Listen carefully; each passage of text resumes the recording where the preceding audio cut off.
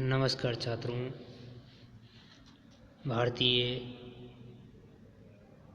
इतिहास प्रारंभ से 1000 ईस्वी तक जो बीए प्रथम वर्ष का प्रथम पेपर जो अपना है, उसमें आज अपन उत्तरी भारत में नवीन धार्मिक आंदोलनों का उदय अध्याय पर चर्चा करते हुए अध्ययन करेंगे। वैसे अपन देखते हैं कि 6वीं शताब्दी ईसा पूर्व भारतीय इतिहास में एक विशेष महत्व यह शताब्दी रखती है। इस शताब्दी को सामान्यतः बौद्धिक एवं आध्यात्मिक परिवर्तन का समय माना जाता है। 6वीं शताब्दी ईसा पूर्व का भारतीय इतिहास में विशेष स्थान है। प्राचीन युग में भारत, चीन, ईरान, यूनान से समृद्ध संस्कृतियों का निर्माण किया गया था, परंतु ईसा पूर्व 6वीं शताब्दी तक आते आते धर्म और समाज के क्षेत्र में रूढ़िवादिता, अंधविश्वासों, जटिल कर्म कांडों, पुरोहितों के बढ़ते हुए एकाधिकार के कारण प्राचीन संस्कृतियों का जो रूप था वो विकृत सा हो गया, जिसके परिणाम स्वरूप तर्कशील, मननशील लोगों का पुरातन मान्यताओं और परंपराओं से जो उनका विश्वास बना हुआ था वो कम हो गया, यानी कि उनका विश्वास उठ गया।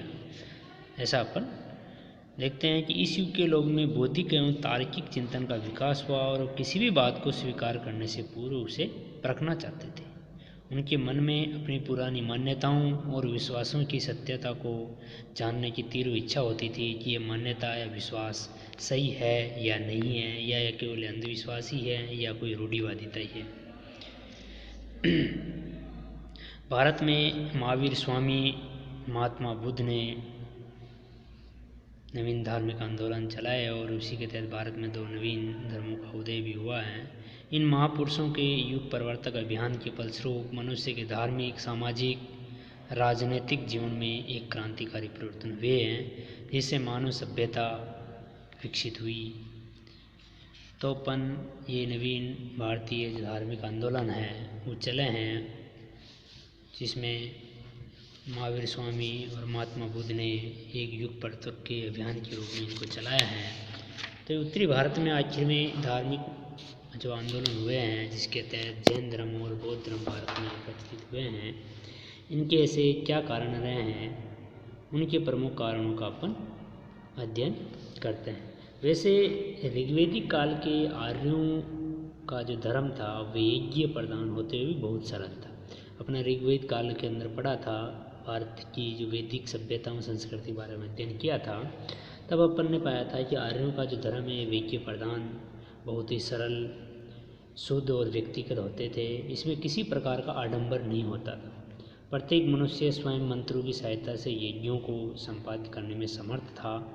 सामाजिक व्यवस्था भी कर्म पर आधारित थी, ना कि जन्म पर। व्यक्ति को उसके कर्म के आधार पर पहचाना जाता था। परंतु धीरे धीरे वैदिक धर्म का स्वरूप जटिल हो गया। यज्ञ पुरोहित प्रधान बन गए। पहले तो कोई भी व्यक्ति अपनी इच्छा अनुसार यज्ञ करता था, अब यज्ञ पुरोहित के अंडर में होने लगे। वो अत्यधिक जटिल हो गए और कर्म पर आधारित जो वर्ण व्यवस्था थी वो जन्म प्रधान हो गई। पहले जैसा कर्म करता था उसकी पहचान उसी आधार पर होती थी, अब व्यक्ति की जन्म हो गया, जिस कुल में वो जन्म लेगा वो उसी जाति का होगा, उसी कुल का होगा। इस यज्ञों और कर्मकांडों का प्रभाव अत्यधिक बढ़ गया और उनमें आडंबरों का प्रवेश भी बहुत हो गया।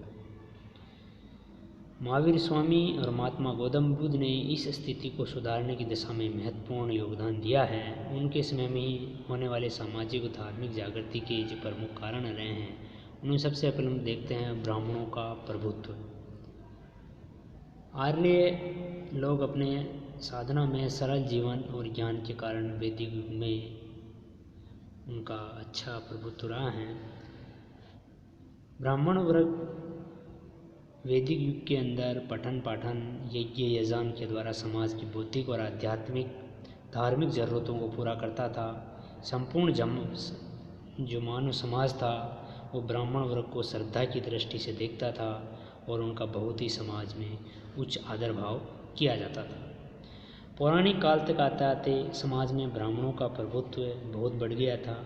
यज्ञ और धार्मिक कर्मकांडों की संख्या बढ़ने के साथ साथ ब्राह्मणों की प्रधानता भी बढ़ी है। क्योंकि उस युग में जीवन की प्रत्येक समस्या को सुलझाने का एकमात्र जो आधार था वो वेद ही थे। वेदों को पढ़ने और उनकी व्याख्या करने का विशेषाधिकार ब्राह्मण वर्ग के पास था, अतः उनका प्रभुत्व बहुत बढ़ गया था, है ना। ब्राह्मणों की इस प्रभुत्व के विरुद्ध प्रतिक्रिया उठना स्वाभाविक ही थी। जैन बौद्ध मत ब्राह्मण प्रभुत्व के विरुद्ध उत्पन्न प्रतिक्रिया के ही परिणाम थे। अब अपन देखते हैं बहुदेववाद। वैदिक धर्म बहुदेववादी था। उनमें अनेक देवी देवताओं की प्रतिष्ठा हो चुकी थी।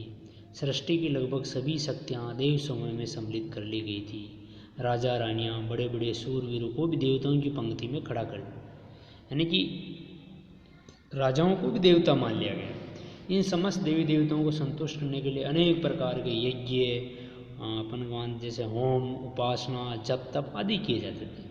ठीक है कि ऋग्वेदिक काल में आर्यों ने एकेश्वरवाद के सिद्धांत का प्रतिपादन किया था, फिर भी एकेश्वरवाद का सिद्धांत समाज में कभी लोकप्रिय नहीं हो पाया।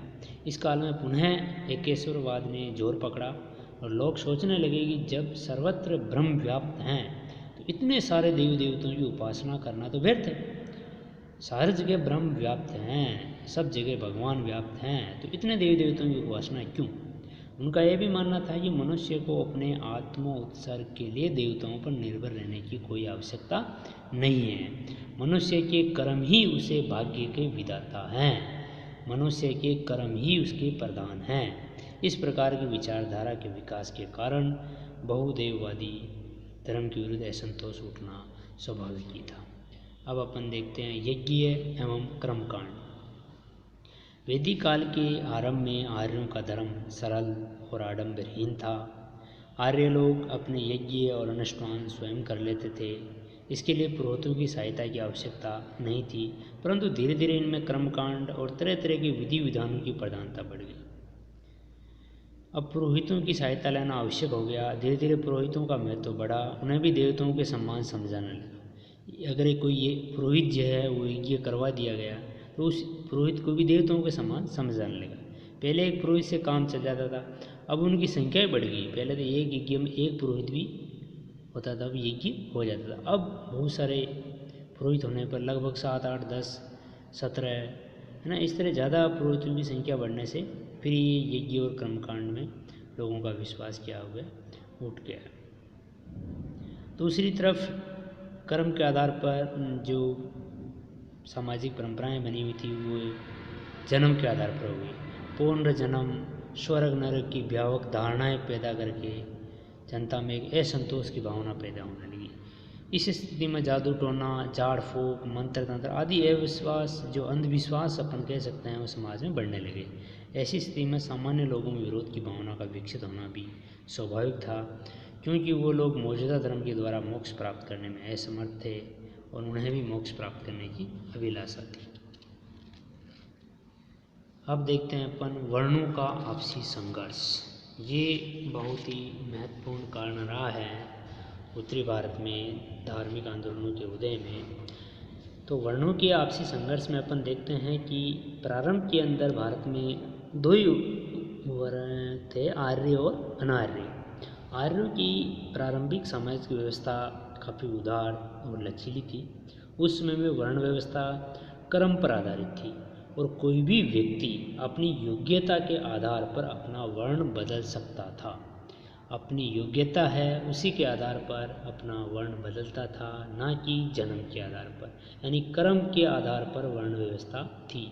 चारों वर्णों का समाज में समान स्थान था। 4 वर्ण ब्राह्मण, क्षत्रिय, वैश्य और शूद्र, इन चारों वर्णों का समाज में एक समान महत्व था, परंतु धार्मिक जटिलता के साथ साथ सामाजिक व्यवस्था भी जटिल होने लगी। अब चारों वर्णों की सीमाएं जो है वो एक निश्चित बांध दी गई और अब वर्ण व्यवस्था का स्थान जो कर्म के आधार पर था वो जन्म के आधार पर हो गया। अर्थात अब वर्ण का निश्चय व्यक्ति के कर्म के आधार पर न होकर जन्म के आधार पर किया जाने लगा। प्रारंभ में ब्राह्मणों को अपने साधना में सरल जीवन के लिए समाज में सर्वोपरि स्थान दिया गया था। क्षत्रियों को देश की रक्षा तथा शासन व्यवस्था का भार सौंपा गया था। अतः समाज में उनकी स्थिति भी श्रेष्ठ थी। क्योंकि ब्राह्मण वर्ग अपनी सुरक्षा तथा आजीविका के लिए क्षत्रिय वर्ण पर आश्रित था। क्षत्रियों के सुरक्षा और उनके प्रभुत्व की भावना से लोगों में ये लगा कि केवल देश की रक्षा करने का भार क्षत्रियों पर ही।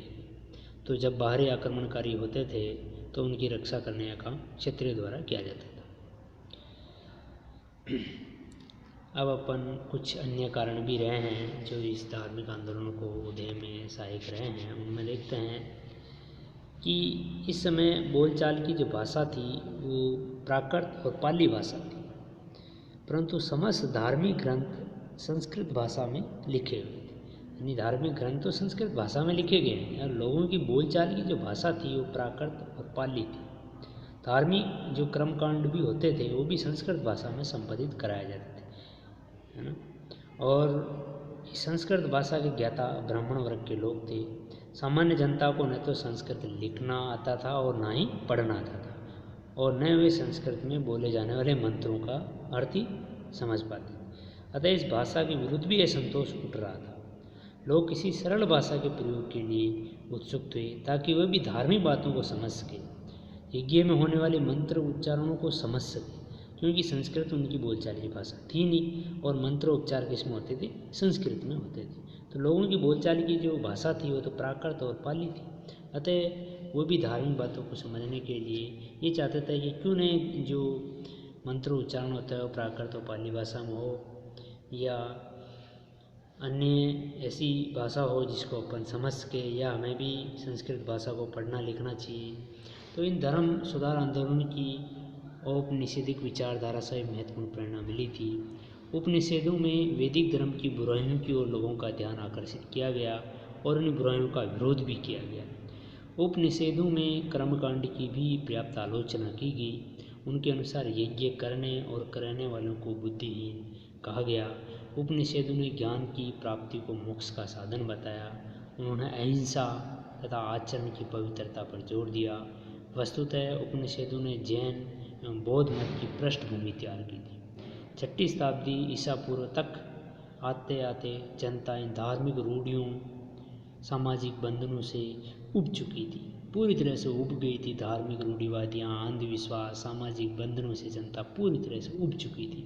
वैदिक धर्म और धार्मिक कर्मकांडों की मौजूदा सामाजिक व्यवस्था से उसका विश्वास उठने लगा था।